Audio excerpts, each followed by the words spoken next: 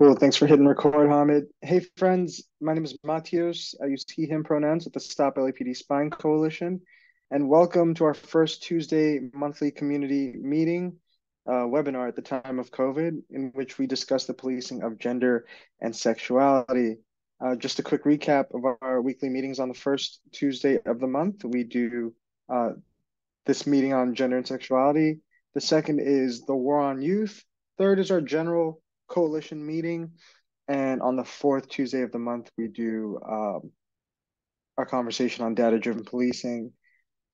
Today, I'm so lucky and so honored to welcome our dear friend, the head of the Urban Growers Committee at Los Angeles Community Action Network, Yolanda, who'll be facilitating the conversation and really leading us through some important discussions. And so right now, I'm just going to hand it off to them to introduce themselves and also, yeah, just take it. Hello, everyone. It's nice to see all the little squares on my screen. I'm sure y'all are a bunch of beautiful, lovely people. My name's Yolanda, and I am a gender expansive person. I go by all pronouns. And yeah, I just wanted to walk folks through kind of some things that are happening around. Naoko, were you going to say something? No, Never mind. I just hit unmute by accident. My bad. Oh, okay. Yeah, feel free to unmute yourselves if y'all got things to say. I'm gonna have my camera off just because I'm sick today and you know I'm looking a little bit raggedy. That's okay. um I guess should we start now or are you gonna say some mouse Yeah, Matthews? no, that's it for me. I know we had a little grounding question. Okay. Yeah. Yeah, so I wanted to go open up with the question of kind of understanding that in our communities, we often don't see police as a form of safety, right? For obvious reasons. And I just want to ask people how how y'all formulate your go-to safety. What's safety for you? So yeah, raise your hands. Go ahead, unmute yourself if you want to answer.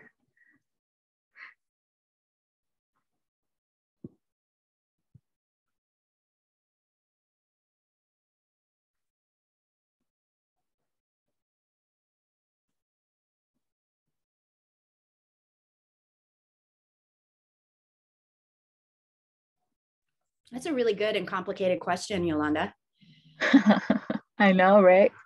One, you got me thinking over here. I'm sure everyone's kind of churning on that. I feel like there's many pieces to that, and part of it would be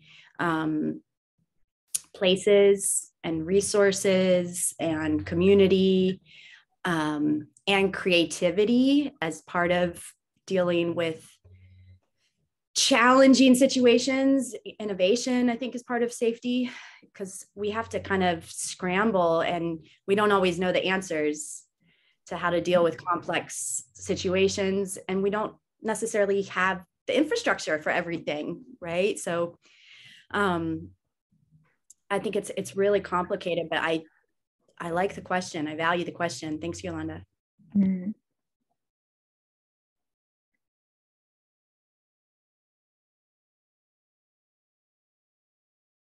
Any others want to share?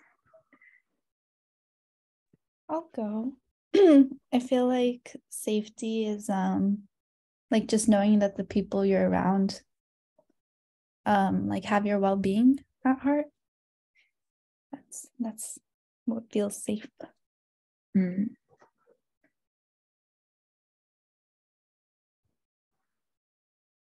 Yeah, I guess I could share too. For me, safety means having chosen family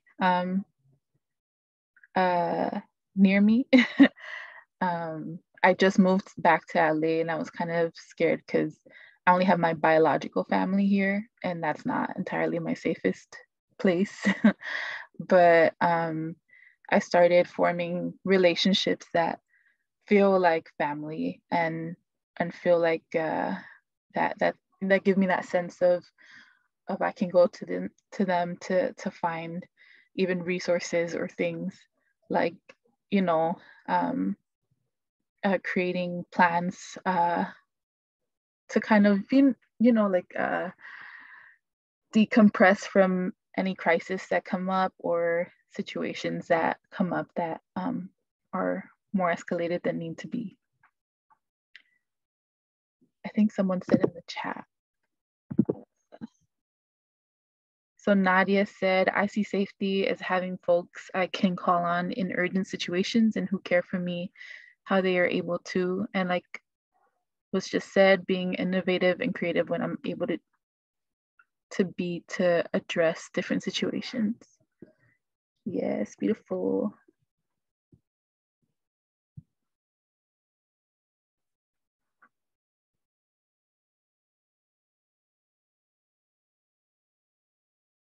Any others? Yeah, I guess I can go for a minute. I just started transitioning this past year, so safety is something that has been on my mind a lot. And not being able to trust the police to have my best interests at heart, I've kind of been looking elsewhere, like what can I do to protect myself and keep myself safe? And I've been thinking of getting a gun. I've been wanting to go to a shooting range just for protection. I'm very cautious where I go at night, making sure I have a full tank of gas so I don't have to stop at some gas station in the wee hours of the morning when things seem to go sideways, for trans people. But other than that, it's like, I'm not sure what else I can do.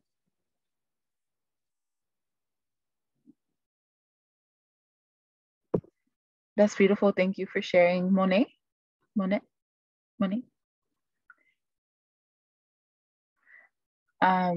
Yeah, I mean, one thing I used to do with my queer family when I was in a very unsafe place was developing crisis plans together. And then I'm always carrying a crisis plan in my car or on my fridge in case something happens. People know like how to, help me decompress. Oh, Soma has a raised hand, I think. Yeah, thanks, Yolanda. I wanted to respond to Monette. Am I saying that correctly? Monette? Yeah. That's perfect. Monette, thank you. Monette, we have self-defense classes both at LA CAN and at the Sidewalk Project. We'll be starting in January.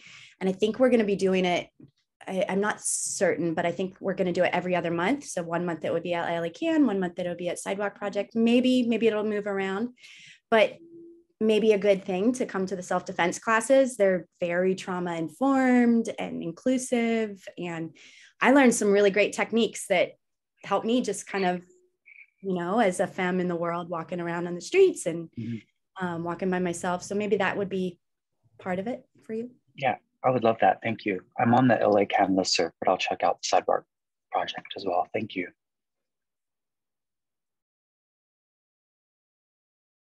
Yes, let's kick ass together, please. Okay. Does anyone have any other kind of things they want to share? I'll give it a second. I can go. I think it's also, my name is Hamed. I go by he, him at Stop LAPD Spying Coalition.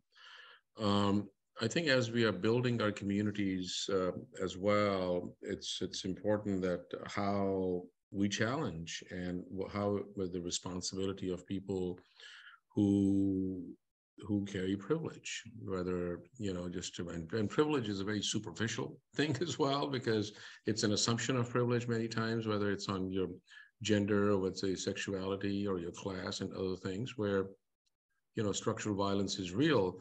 But I think it's also important for people who do carry privilege, it's their obligation to step out of their comfort zone. And step out of their comfort zone and to be built with folks, so I think just uh, lack of safety or being unsafe is very layered, and it can happen in many different ways. Uh, and I think it's maybe just a collaboration between people who just identify in different ways, or celebrate their sexuality in their own right and in their own ways. So that whole kind of severing of community building also continues to happen as well. So it's just, one is the structural element of safety, the social element of being unsafe, but it's just also how we think and how we build, is also critical as well. So just wanted to share that.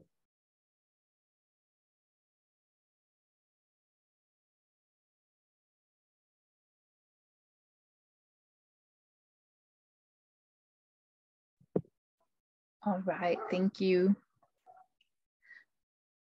Unless anyone else has anything, I think we're gonna move on to the show. Okay, everyone's good. Okay, cool. Let me share my screen here.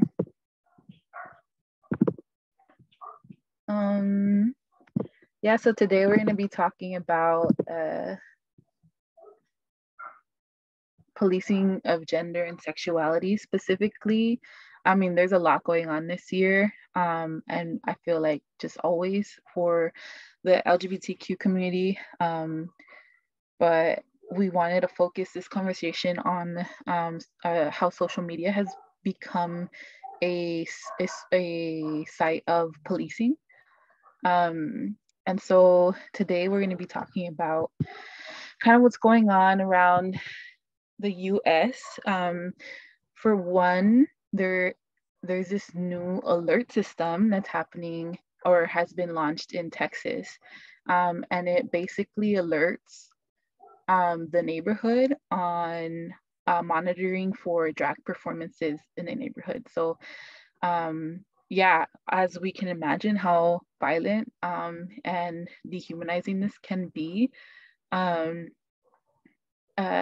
there's kind of a language around here about these drag shows being attacks on our children's innocence, kind of going back to the language of our LGBTQ community being kind of said to be synonymous to like attacking children specifically, and being sex offenders, and criminalizing us without even just on site, right?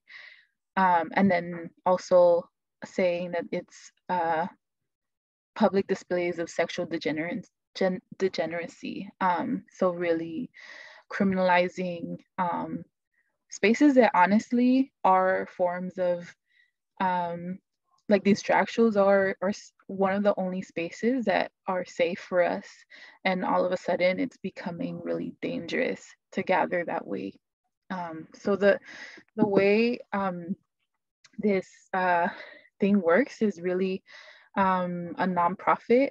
The Texas Family Project is a right-wing nonprofit based in Austin, and we know Austin to be a pretty liberal space. I mean, I at least I know it as being one of the liberal cities in Texas, which is really once again exhausting to hear that, and disappointing that this area is being targeted for drag shows. But this is how it works really.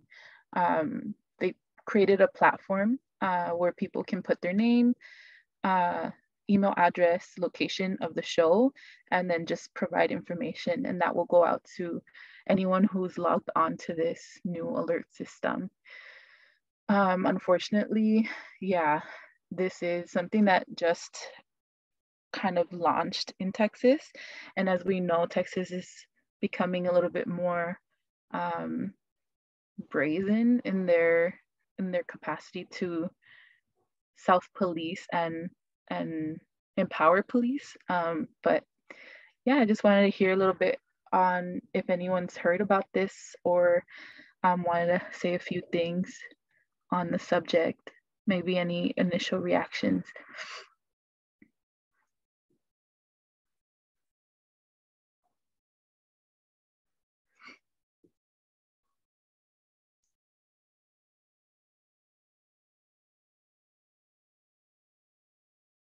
to be honest, like, oh, Matias? Yeah. So like my kind of initial reaction when seeing this and like thinking about, you know, all the anti-trans legislation, all the hateful legislation that has been legislated, was this feeling of like, just over the general political landscape, this bigotry has obviously always existed. What's alarming to me is, in order to create a form like this, or even a nonprofit and a full-on website, they have a website if people want to see it, it's gross, is that they're organized. You know, they're genuinely organized and committed to enacting harm, and they're really replicating like systems the state has in place to target individuals and communities and groups. So that's kind of what stuck out to me. Just in order to have a network in place and even a system to alert people means they're pouring resources into this. And I mean, and this isn't to be alarmist. I think it's just, it should compel us not to minimize, not that anyone on this call is, but like not to minimize the danger inherent in everything we've been seeing. Yeah.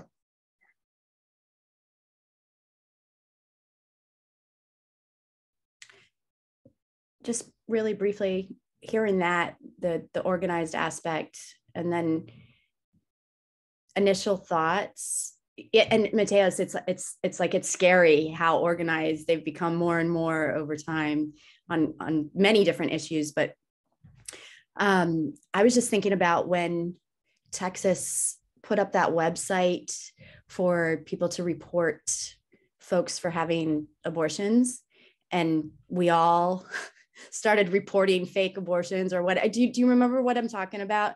We just like blew it up and it shut the website down.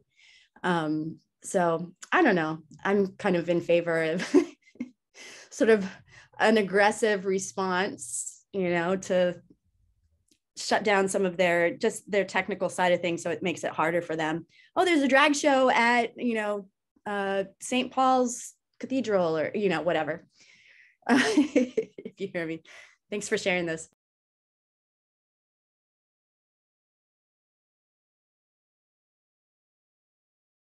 Yeah, I love that.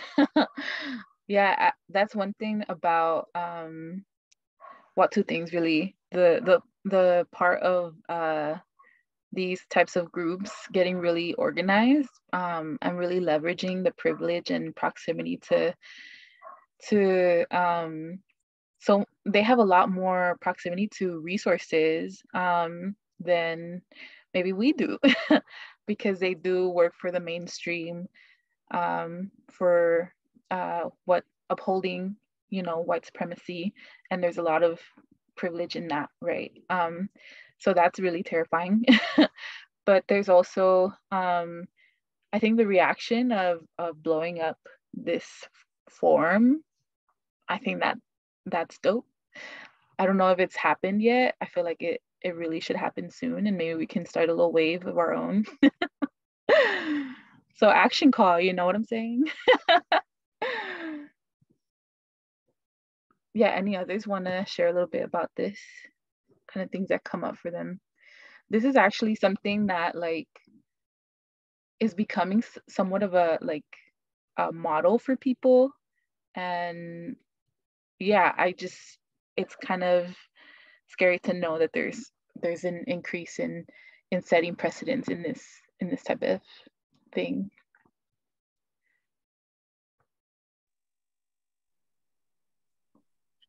Well, this is Maxine.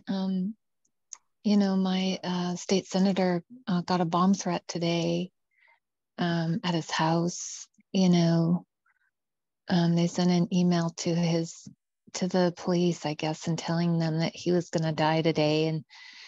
And you know, he's an out gay man.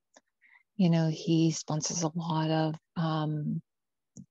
legislation, you know, for the sex worker nation.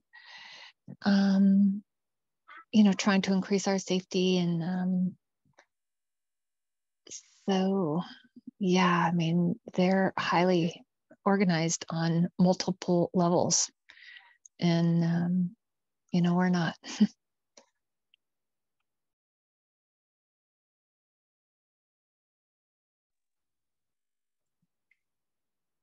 If I may, just the thoughts on that. It's like, I don't understand why we have to wait until someone gets killed or really hurt before we have like a Department of Justice or some form of government that steps in and says, you're going to like kill people by doing this and shut it down. Like, how can we get this information out to like people in power that could shut it down? Or do we just assume they wouldn't care and we have to do it on our own?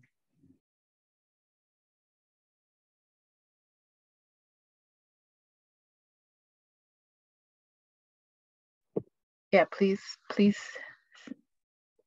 Sorry, yeah, I'm a habitual hand raiser. It's something I'm working on. I'm like, please, I like the chaos of people just fighting for the mic. But that's me. Yeah, I just wanted to respond to something Manette said, and also Maxine's comment about the state senator.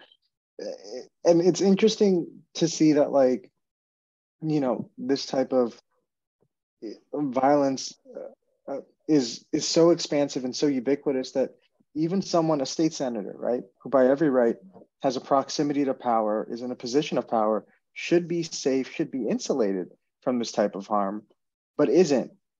And that, to me, is symbolic of the fact, especially when you pair that alongside, all the legislation we talked about briefly, that, this kind of harm is the state's agenda. I mean, it's no surprise that like this nonprofit is so well resourced and emulates systems that, the state uses to kind of track people they deem criminal. I think we at the coalition would say it's because it's the state's intent to do harm, right? That they're not protecting us. We know that this is going to lead to violence, right? Like that folks in power have the capability to squash this and to address it. We've seen how they've addressed, autonomy built within the queer community, autonomy built within the Black community, which is resounding and overwhelming violence, right? They're never going to do that with this because, I think we at the coalition would argue that this is their intent. It's to do harm. But I think to the latter point you made, Manette, it's the fact that, we provide historically, anytime there have been safe spaces like the ones Yolanda talked about in the grounding exercise, it's come directly from the community. That it's come in acknowledging that, there's a vacuum left by the state, this role that they, purport to fill, but they haven't. And so that genuinely makes me really hopeful and excited, about to see how we address this in a real way. Thank you.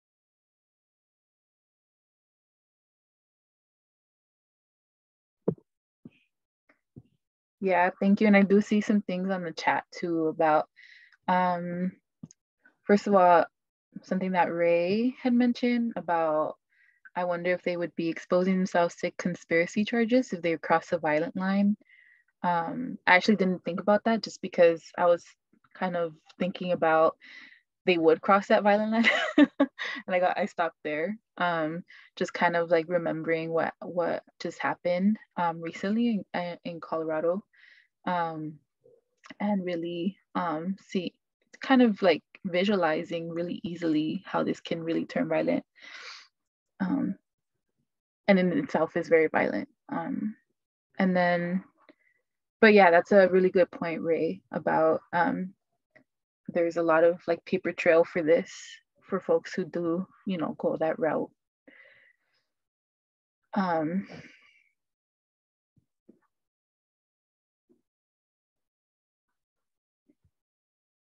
Yeah, Hamid? Yeah, I think the expectation from the state to act as others have said, I'm just going to be repeating what is being said about the state. It's very much for the state that we live in a police state. So policing of our bodies is very much a part and parcel of the agenda of the state.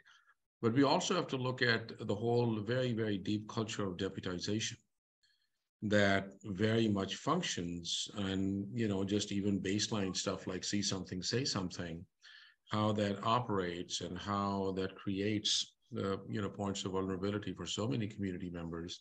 I mean, heck, we are now, I mean, this whole issue, we're still discussing reproductive justice, reproductive health. Supposedly, that whether all people are created equal under the Constitution. So the Constitution by itself is that the Department of Justice and other people claim to follow. The Constitution itself is a blueprint for oppression. So, that by itself creates these agendas that allows or just directs them. So I think looking at the long historic trajectory of whether it was slave patrols, whether it was like, just neighborhood watch, whether it was just these violent mobs that are coming in and going after trans youth, going after drag shows, this is also much more cultural.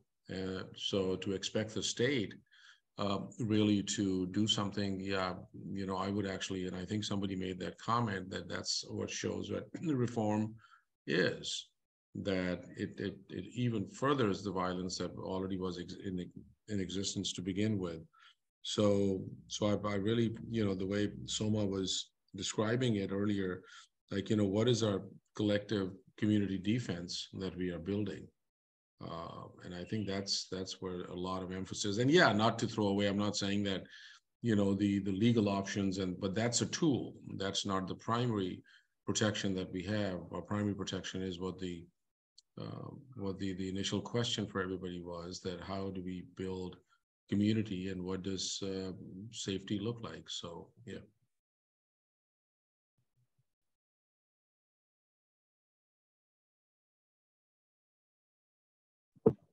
Yeah, thank you. Just reading Leah's comment.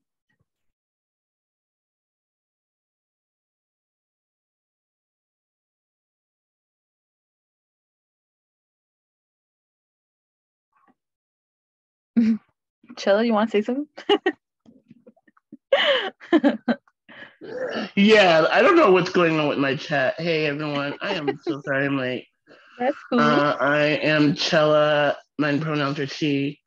I think someone just named it in the chat too, like, thinking around like other intersectionalities, right? Like, and this is one of the reasons we always talk about like nobody's identities are just one, right? Like a sex worker, right? Like a sex worker is not just a sex worker. There's sex workers of color. There are undocumented sex workers who are more targeted.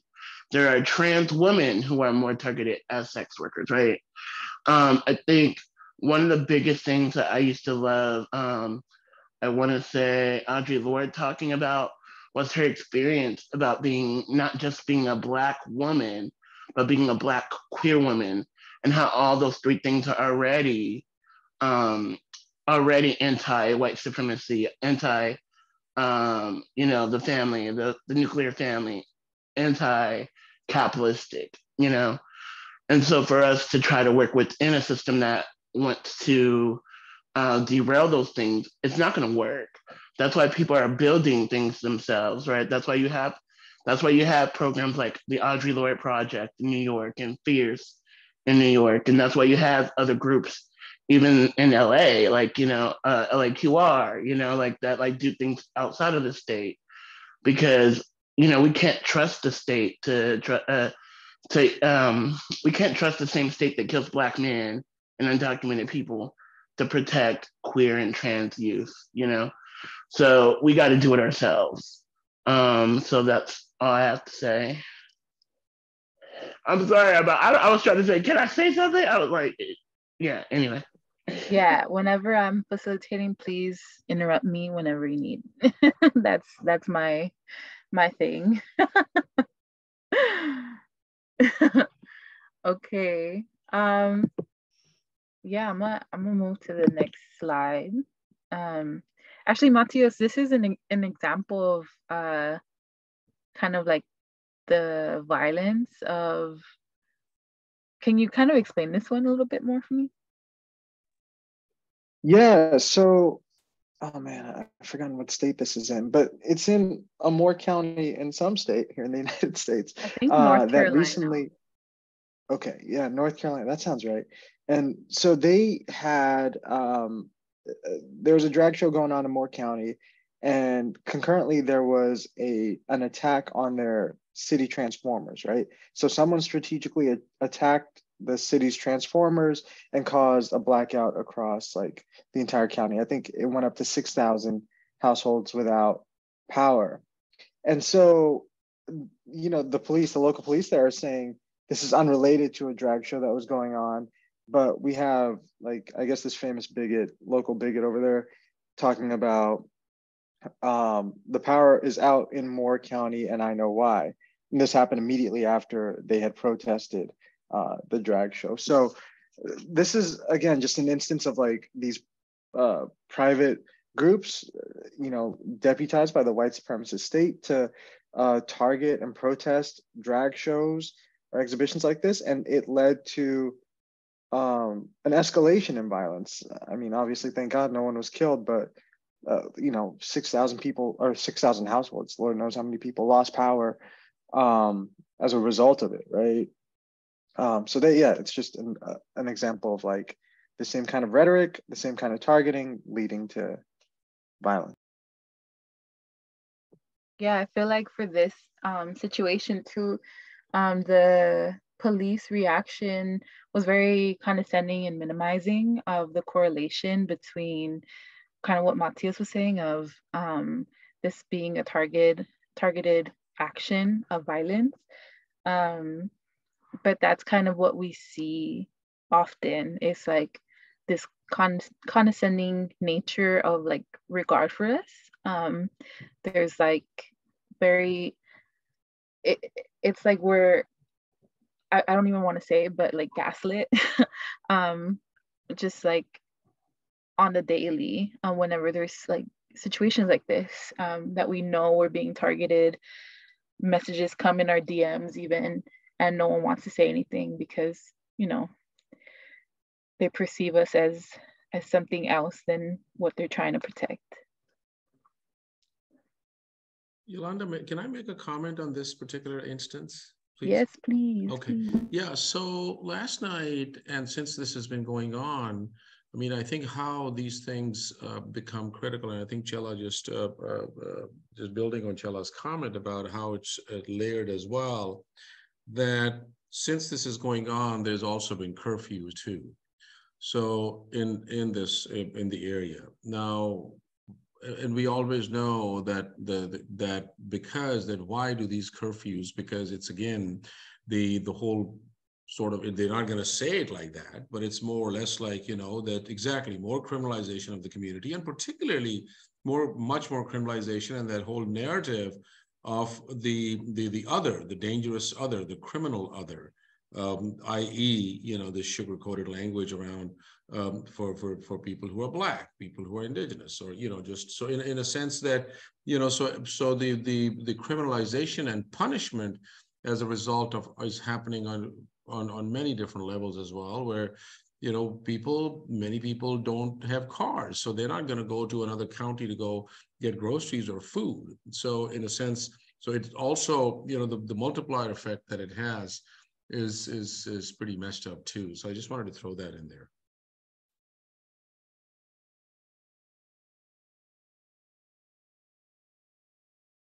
Yeah, one thing too that happened recently, about 6-7 days ago, was that like the LGBTQ community was added to the list of potential terror targets. First of all, finally, but also first of all, the reaction there is like, now for me it was are we gonna be protected, or are we gonna be the oversight continues and extends? It's just a big old question mark.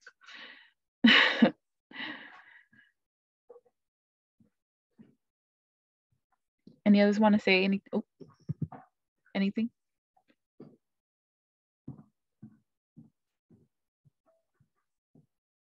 All right, we'll move on then.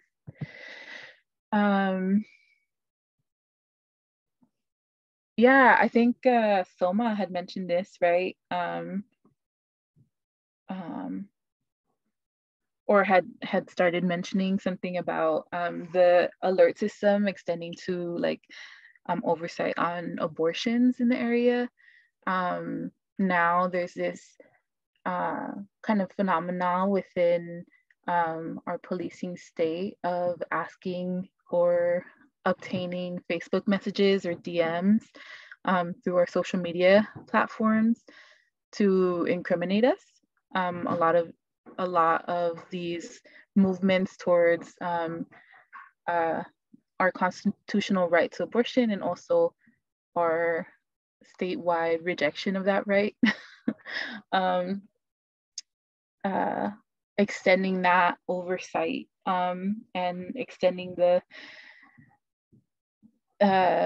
oversight to this situation with our social media platforms. But yeah, does anyone, Matthias, did you want to mention something on this?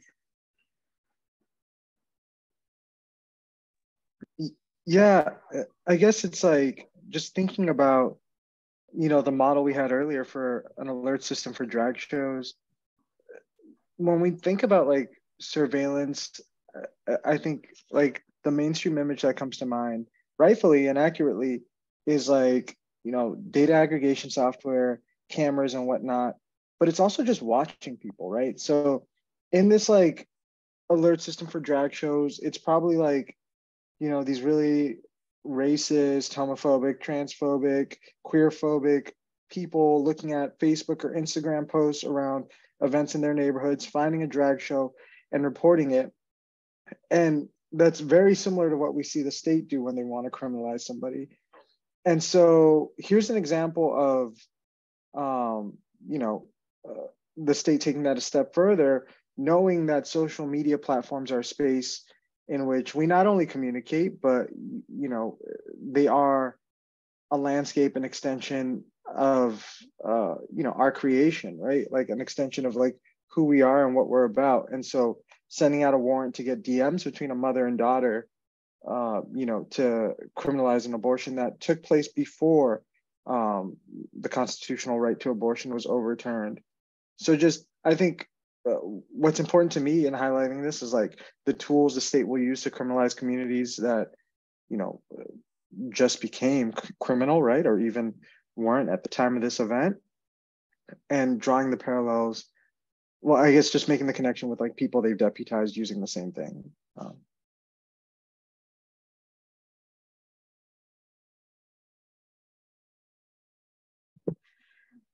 Yeah, thank you. Oh,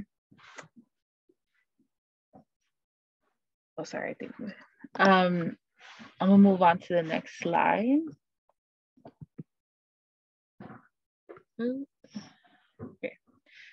Yeah, so the infamous case on OnlyFans of the OnlyFans situation being accused of paying bribes to put enemies on terrorist watch lists. And to define what happened here was OnlyFans bribed like Meta specifically to put people on terrorist watch lists, and that created an effect of like shadow banning. Do folks know what shadow banning is? Yeah, okay. So it essentially mixed up people's algorithm. It mixed up their exposure on the platform. And so suddenly certain performers, certain folks that became like influencer type of folks on even Instagram and those different platforms became shadow banned, and now they lost a significant form of income. But this only goes to show the kind of exploitation of these platforms, right? And I also want to highlight this new book that was published this year called The Digital Closet, and how the internet became straight, to really talk about the phenomena that we're kind of trying to talk about here of how this algorithm is targeting folks who don't fit into the mainstream image of a white cis person. And this includes not just people who are in the LGBTQ community, but folks that are categorically not in that category really of so folks that have been can be perceived as Black, queer, and also folks that are within like the category of fat and disabled, and different people of different, you know, expressions and body expressions. Folks are kind of perceived in a way that becomes unfavorable, and the algorithm kind of picks up on that, and suddenly we're shadow banned because we're part of this situation of the algorithm doesn't understand us, and suddenly we're being censored and policed. Yeah, has anyone heard of this book? It just got published this year.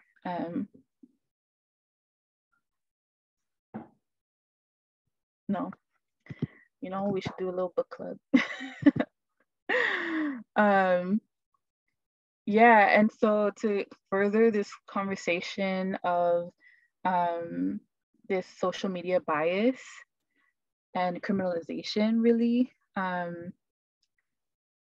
so there's some statistics here, and also kind of a reaction from people trying to go against this social media bias that's happening. But I'll just read some of what's on this page here. So on the online harassment, 66% of LGBTQ individuals, compared to 38%, experience this harassment. And then of the 2,330 LGBTQ plus and non-LGBTQ plus adults surveyed who experienced harassment on social media, 68% said they experienced harassment on Facebook. Among other platforms, 26% named Instagram, 23% named Twitter, and 28% named YouTube. So something that's happening on YouTube specifically is the demonetization of certain folks uploading things such as, like, I think some of the headlines were like being gay in Vienna, like a blog post on like just being gay in Vienna, like traveling to this place and posting on it. And suddenly it was deemed part of the sexual what is it? Sexually unfavorable or something like that. I forgot what it's called, but yeah, it was censored on that front. But there was a reaction through this GLAAD social media safety index with some recommendations on how to improve and create more diverse algorithm, which kind of like gives me mixed messaging on what that might look like. But yeah, it was very revealing on the extent of where we're at with social media surveilling and censoring. But yeah. Reactions, processing, yeah.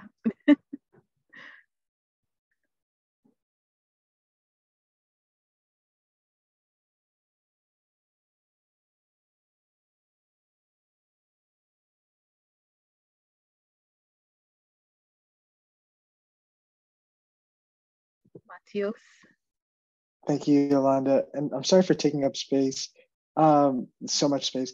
But I think what's interesting about this is, like, this kind of tells you all the players and the agenda behind, like, this notion of like deeming a group as a terrorist, right? Because the database that they all go into is this global internet forum to counter terrorism, which, you know, as it says here, is made by Facebook, Microsoft, Twitter, and YouTube. and like who that serves. So these, actresses, these models were targeted because they used OnlyFans as competitor.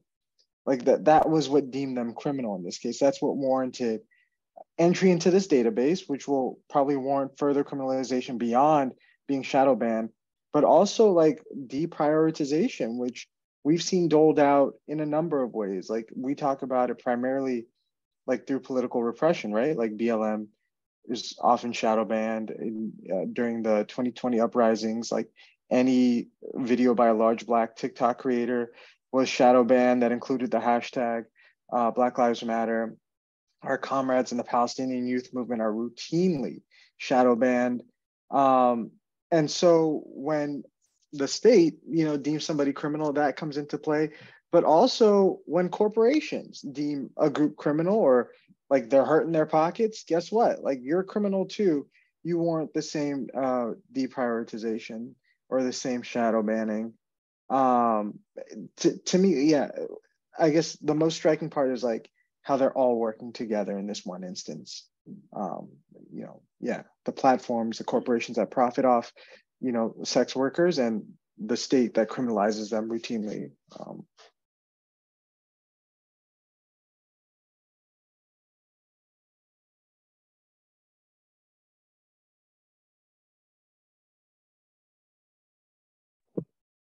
Yeah, thank you. Sorry, I also stopped sharing because I wanted to, bring it back to the table. Any others have thoughts?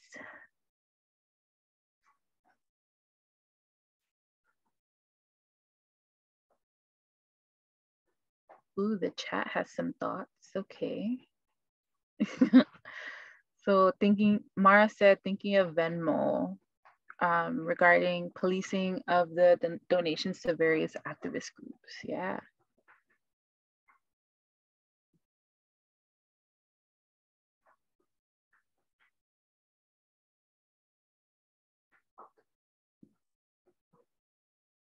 Yeah, I mean, Venmo also taxed us, so that's kind of bullshit too.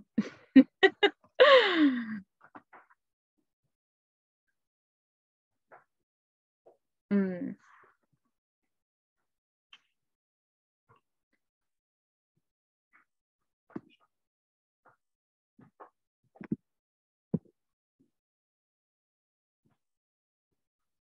Yolanda, can I ask a question? Yeah, go ahead. So maybe, and my apologies for kind of just maybe putting Soma on the spot, but Soma, you're speaking about the trainings that you all are do self-defense and other trainings, and the Sidewalk Project has been doing that for a minute. So with this in mind, how and what we are just discussing, I mean, just what kind of baseline recommendations do you all have, or how does Sidewalk Project does these kind of situational assessments and build self-defense from there? I don't know that I have a specific to self-defense. I'm not sure I have a really cohesive answer there. We're friends with Hooker Army, and it's something that, these are sex workers who have chosen to do self-defense training every single day. That's like, they're really motivated by the violence against sex workers, both systemic and intimate partners and clients and all of that. So we chose to work with them because of all the violence that we experience and witness specifically for sex workers. I'm not sure. I apologize. I mean, I don't know that I fully have my head around your thoughts or your questions or where you were going with it. Yeah, no, I was thinking more about just obviously, the points of vulnerability, issues of safety, and in this digital world now and online. I mean, there's two ways to think about it also, or maybe the additional layer that we need to think about, that this is also a part and parcel of psychological warfare. I mean, and psychops is a very much a state operation. And one of the ways that it's done is to completely exhaust people emotionally who are constantly fearful. And fear is a reality. I mean, Chella was just kind of breaking down how layered that gets, and just who gets the most assaulted, and and it's not a hierarchy, it's just the way, that's how the reality is. So I think so that's one element of that in a sense, creating a space where people can kind of try to, or have a semblance of celebrating their personalhood and retaining their agency as well and their power. And then there's also the collective piece that we do. But the third layer is the actual kind of hands-on kind of thing that you were talking about, which you just mentioned, the Hooker Army. So yeah, so I was just kind of going there with that.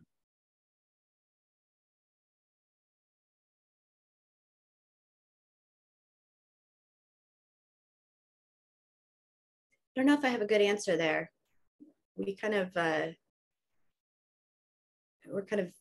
always a little bit in a scrambling mode. So we're often responding to some kind of terrible thing that happened by creating, structures that hopefully are harm reduction in their method, whatever that is.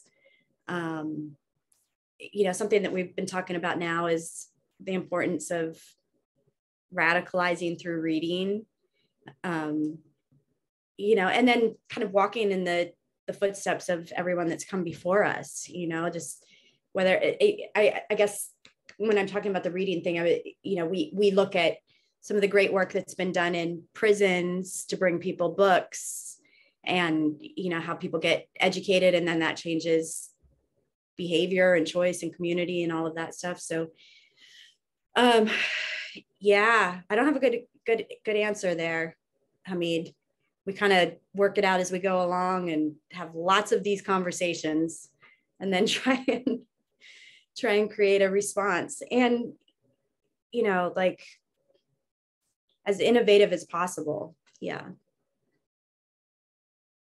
No, I think what you just mentioned are really good ways of self and collective defense. So yeah, thank you.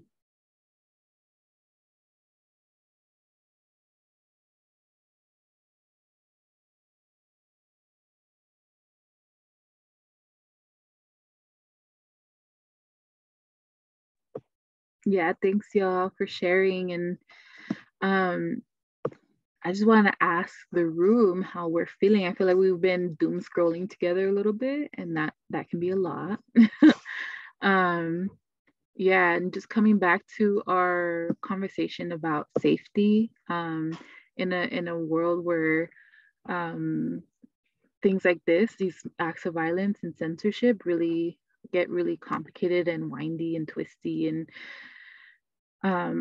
I just want to reiterate that we all have our collective power in each other, in our own safety shape, in our own bodies as well, and that yeah, spaces like this is also a reflection of us coming together and fighting these things. I just want to say that real quick because this can be a lot.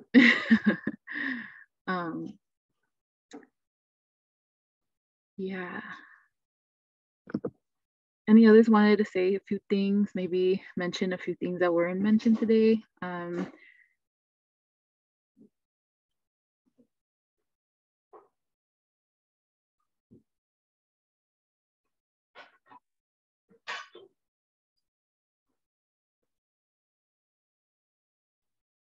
Yeah, please go ahead. Ooh, so many hands. Mara, I think. Oh yeah, Monet. Now, I had one question. I was curious, on Transgender Day of Remembrance, I was reading the name of someone in Chicago. She was 30 years old, Martasia Richmond, and she was stabbed to death. And then when the police went to do her investigation, they dead named her the entire type of the investigation. And of course, they could find no one cooperating with them because they were dead naming her. No one knew who they were even talking about. And I was just, I mean, that's, as Mateo said, that's just the system doing what it was designed to do.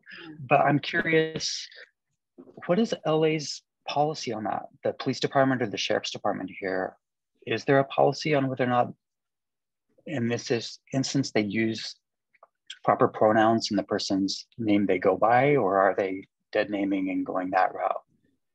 I just remember, like in the Colorado Springs shooting, I remember the sheriff was like intentionally using the proper pronouns and the names people went by, and I was like, wow, that's cool, but I didn't know if any thoughts or any knowledge of what LAPD does. I can briefly respond to that because we actually just confronted LAPD about that specific thing recently, partially because we were seeing an increase in harassment of our trans sex workers in an area that's specific for trans sex workers. And part of the harassment is tickets and, you know, many different things. And we're getting ready to, in January, SB 357, I'm not sure if y'all have heard about that, but it passed and it gets implemented in January. And what we were seeing is that there's like an increase of police activity ahead of this bill, kind of like they got to get their punches in before the policy is implemented. And one of the things that we were seeing is officers dead naming our participants who are sex workers and doing it very publicly and shaming them. So we actually went to the LGBT police sergeant and spoke with her about this, as well as the increase in criminalization of our workers. And she assured us that it's something that they talk about a lot and they're doing training and all of these things and that they shouldn't be doing this. And, you know, she asked us to make a report to IAB or whatever it's called, IA, which we did not do because that's going in deeper than we really want to. But anyway, definitely, yes, it is happening. And we are saying we're holding you accountable for this. It's, you know, wildly inappropriate. So, you know, I can't speak to the policy, but I can speak to, you know, us kind of pushing back. And I think we have to continue to push back against that behavior.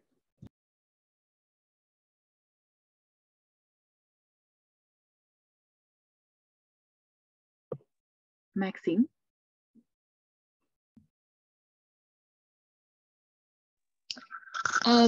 So we, you know, our nonprofit got a little money, and so we did a bunch of public records requests for the last 2 years of all the police departments and the sheriff's departments about the technology they're using to make prostitution arrests, including the 653.22, which is the white man speak for the loitering with intent to commit prostitution.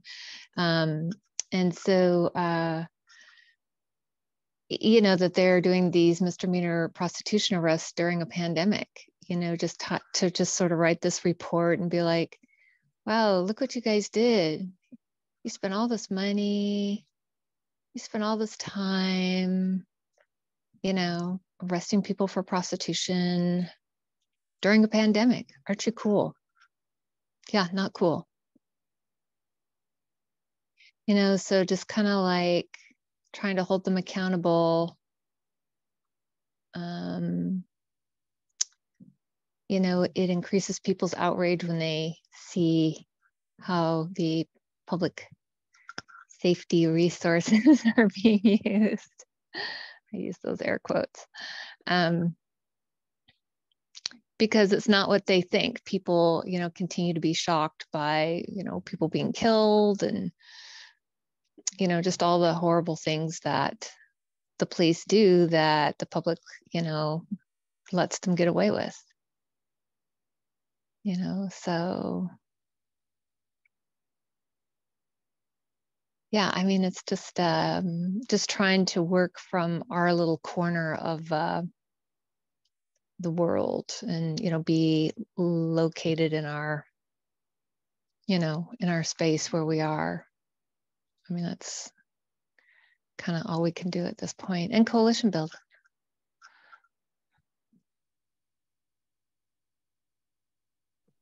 Yeah, thank you. I'm so sorry, Mara.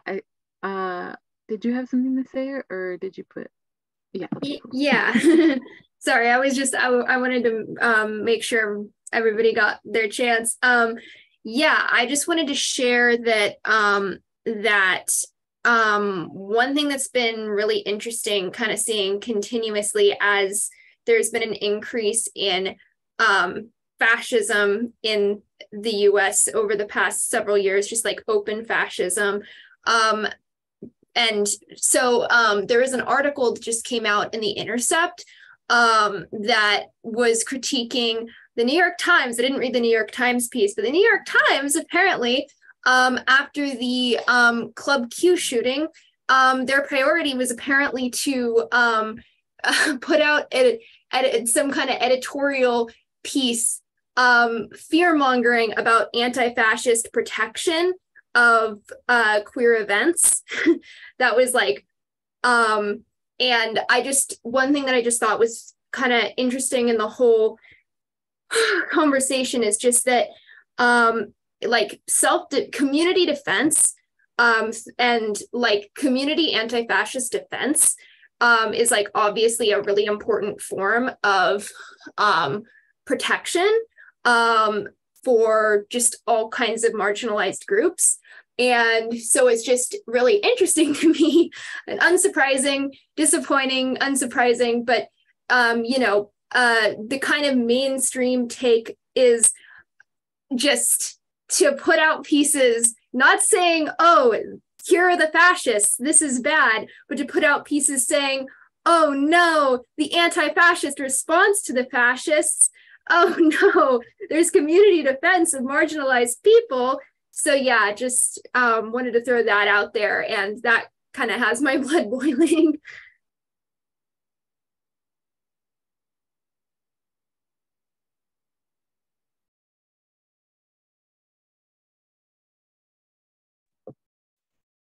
Yes, Matthias.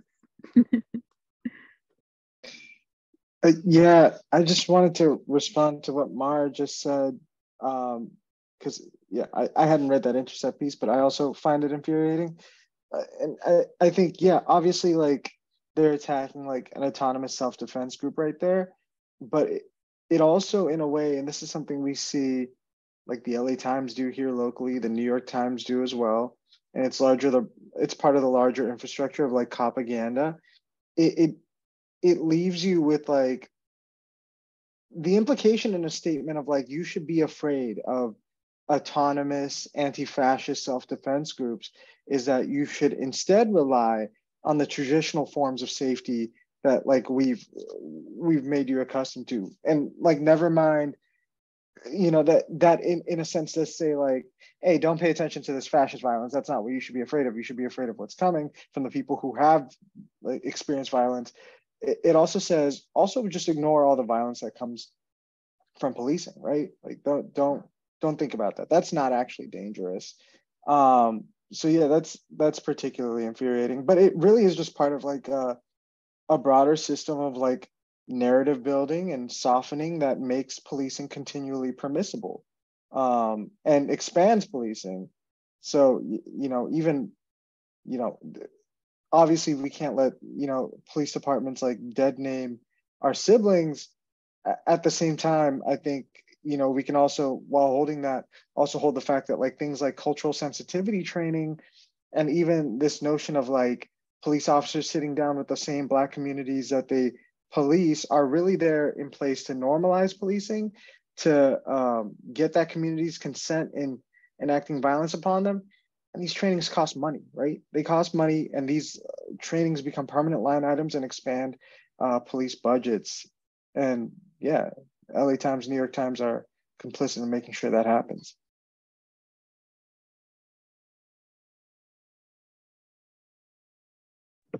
Yeah, let alone that the trainings being kind of like a increase the police budget type of thing.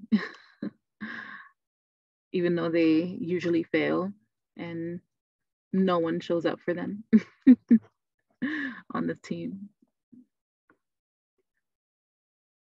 Yeah, thank you for naming that, Mara. Bring that into the conversation.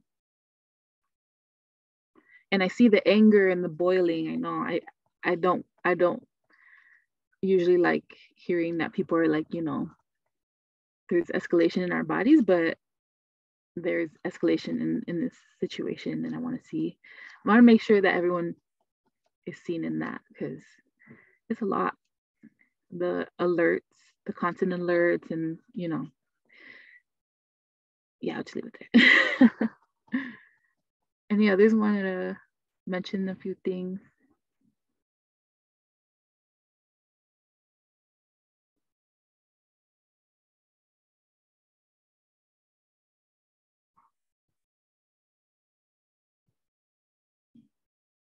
All right, yeah, that's all I have really. I'll hand it back to Matios, I think.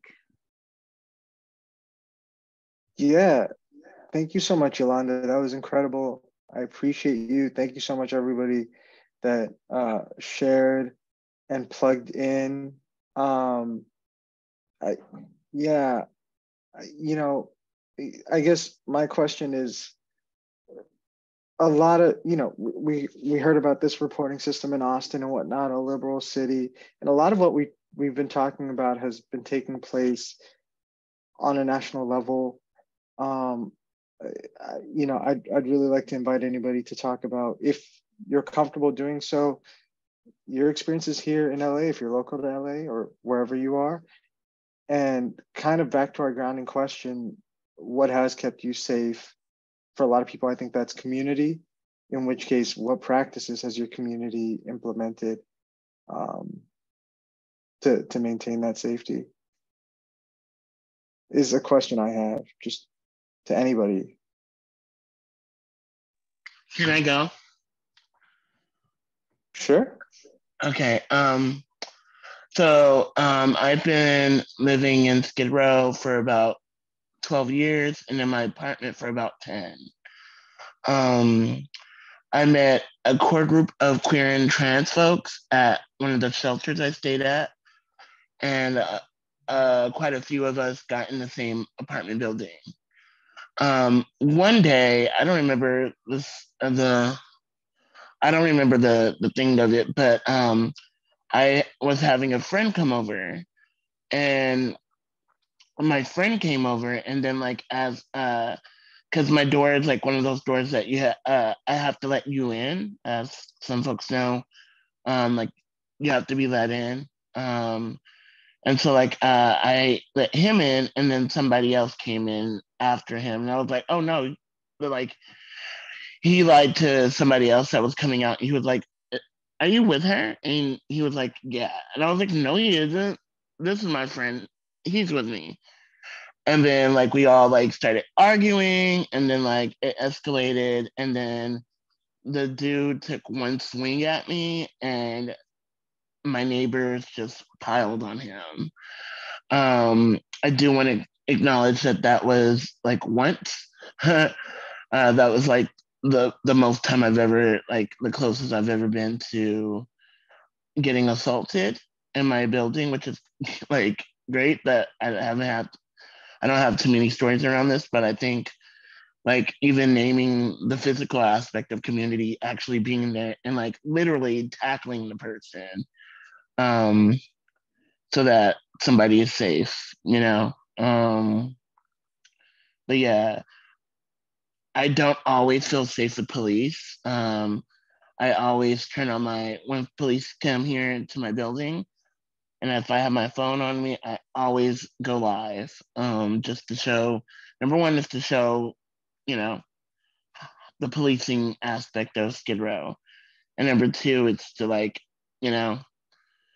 I mean, they can do whatever they want, but they are less likely to do something, on film.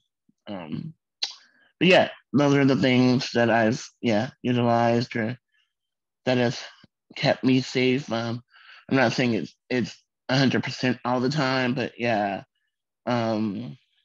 Yeah. Thank you, Chella.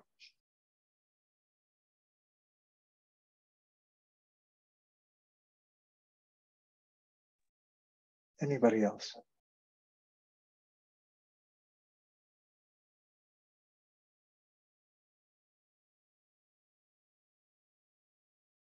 Please, Manette.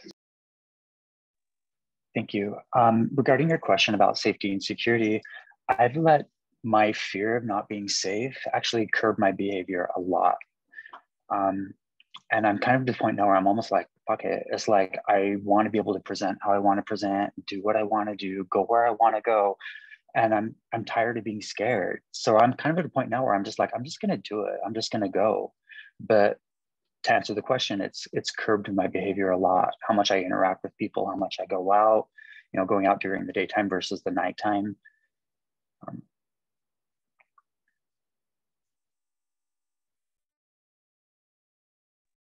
Yeah, thank you so much for sharing that.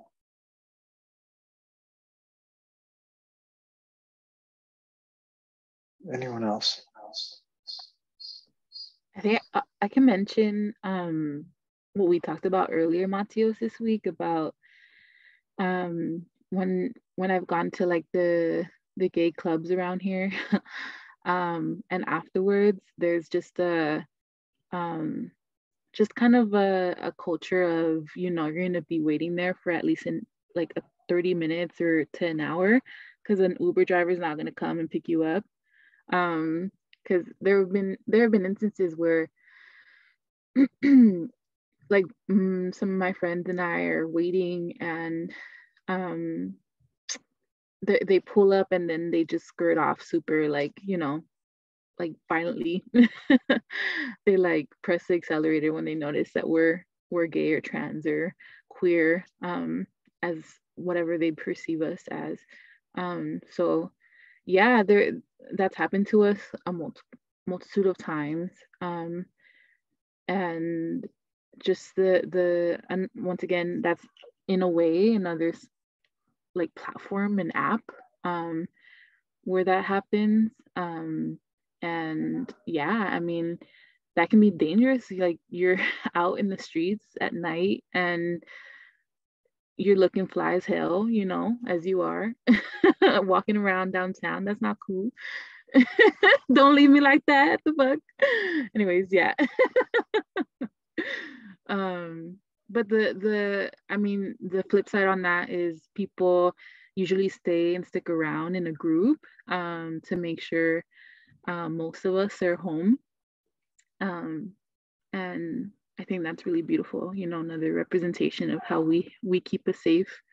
But yeah, that's kind of one experience I wanted to elevate here. Thanks, folks. Thank you, Yolanda. Anybody else? Really quick, I'm gonna let somebody else go, but I do want to jump on board with what they were just saying around, especially Skid Row. Even if I'm not going out, if I'm just like going to a friend's house or going, you know, I'll take Uber, and a lot of it is classism, it's fat phobia because I am a bigger girl, and it is ableism too because I'm on a walker.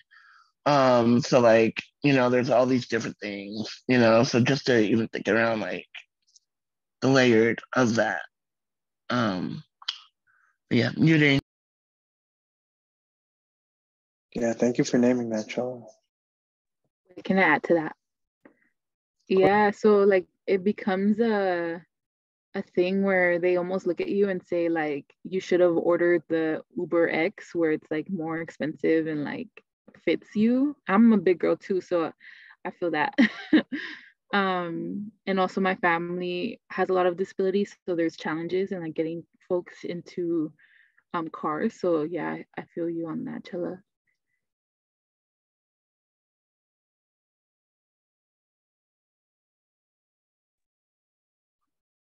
I have a little something to add. I mean, from like it seems like a lot of like the safety that we experience is something that we build either by ourselves or like with a community. And I think one important aspect to think about, like when talking about safety, is, you know, this world isn't necessarily anything safe. Like, you know, if it was just us humans on, you know, land and stuff like that, it might not be as necessarily safe. But I think that the thing is, we build these things for us to feel more comfortable. And the best things that produce the most safety are stuff that are built together, where you're taking in all that input and whatnot. And I really appreciate everyone's, I don't know, sharing of these things, because it really helps sort of reinforce and, I don't know, remind everyone of that.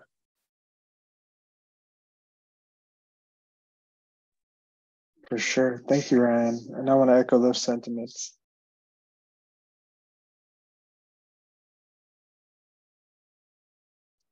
Anyone else want to share?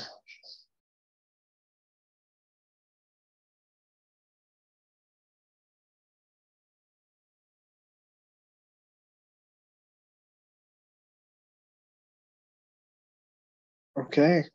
Well, yeah, I think with our last bit of time, I do want to talk about how,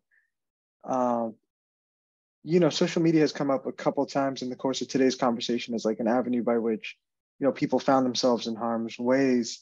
On one end, like, we had the OnlyFans models who saw their accounts deprioritized, shadow banned by Meta. We also, on the other end of the extreme, we also saw a mother and daughter charged criminally, for having an abortion, right? And that being criminalized through social media. And so, we've been focusing on social media surveillance more and more at the coalition. And one of the things we kind of talk about is the fact that we all know we're being monitored on social media, right? It's kind of like a joke how if you talk about something enough, you'll get an ad for it. But people feel safe in social media. I remember Leah earlier in the chat had talked about how it's been one of the few safe places for us to organize historically, right? And we've seen that to not be the case. I mean, in documents the Stop LAPD Coalition has gotten in PRAs, we've seen that not only, do they monitor social media posts, like the LAPD actively monitors social media posts to write these false narratives and to criminalize people, but they also do it to flag events. We've seen them flag George Floyd protests, highlight individuals organizing them. And so part of it is, letting people know that this is a place of vulnerability, especially for folks who do work that's considered on the fringe, sex workers, political activists. We're going to be targeted in these spaces. And the other part of it is we're going to dismantle these, LAPD practices of surveillance. And so we want to invite everybody here into that fight, just because social media is so ubiquitous, so all-encompassing. It's something we plug into every day. It's probably how you heard about this webinar, right? And so we're all vulnerable to it, and it's also incumbent on us to get rid of that harm. So we've got a pop ed meeting coming up in the next couple of weeks, and also just an outreach meeting. There are two out of the three working groups that have come out of that. But if you want to, I'll drop our email in the chat. If you want to shoot us an email or DM us on Twitter or Instagram, if you want to get involved in that, and then we can plug you in to any future meetings for that. I also want to open it up to any other announcements folks might have about stuff in the community.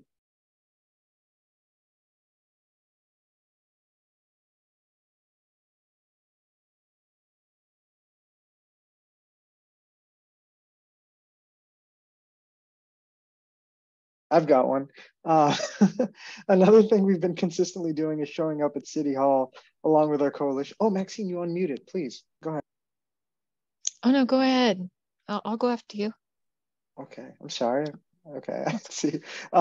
We've been consistently showing up at City Hall here in LA to shut down business as usual by City Council. A lot of you heard the racist recording with Kevin DeLeon, Nuri Martinez, and Ron Herrera. And so, since then, we've been naming that anti-Blackness and anti-indigeneity and homophobia in those remarks, but also talking about how the legislation that they've, passed in their tenure has embodied these same, facets of bigotry. So join us. We'll be there tomorrow morning. We'll be there every time we have a meeting. But if folks, want ample cushion next Tuesday at 9 a.m., we'd love to see folks there. Sorry, Maxine, take it over. No, it's okay. It's great. Yeah, totally following all of that. So I'm glad there's a lot of noise about that. Love seeing it because I follow it all on social media, you know. So I want to announce that we have December 17th is International Day to End Violence Against Sex Workers, and I'm trying to find the link. I'm trying to find the chat for this Zoom to put the link in there if people want to participate. It's going to be a Zoom again, and it's just to, you know, name the names that we try to do every year. Remember those have gone before us, and you know, raise some awareness about, you know, the violence, and the ways we want to stop that violence, and gather our forces to put a stop to it. So trying to work on that. Trying to find the link, and I'm trying to find the link to the chat. Sorry, I'm not very technically savvy today. Let's see. It's at the bottom of the screen where you have these icons, and one of them is chat. I know. It's not sort of not that working for me.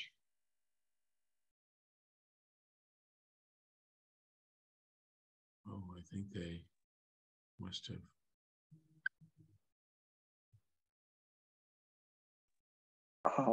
Okay, well, maybe we can get a hold of Maxine some other way, or maybe they'll log back on, which would be cool. Folks have any other announcements until then? Yeah, Yolanda, tell them about it. Tell them about the rooftop farm. Yeah. Every Thursday, come and grow with me. Completely unrelated, but it's my safety place. So it's kind of related to what we're talking about. 12 to 2:30 on Thursdays. If y'all want to, put your hands to some soil. Yeah. My rooftop farm propaganda. We love it. Having experienced the farm firsthand, I highly recommend.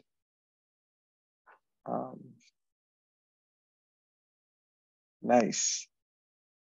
And is that on the LA Can Social, Yolanda? For the Nope, farm? I haven't made it yet. Oh, okay. Oh, actually, no, they're on Instagram, yeah. Okay, cool. But it's Thursday from what time to what? 12:30? 12 to 2:30. 12 to 2:30. I'll drop in the chat. I'll drop the address.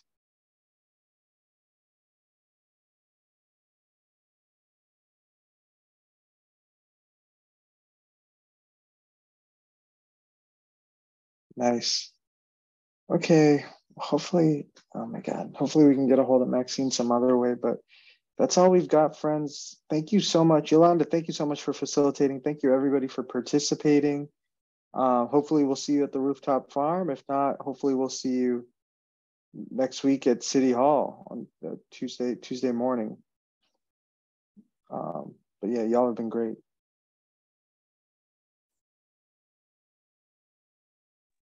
Thank you. Have a good night. Thank you.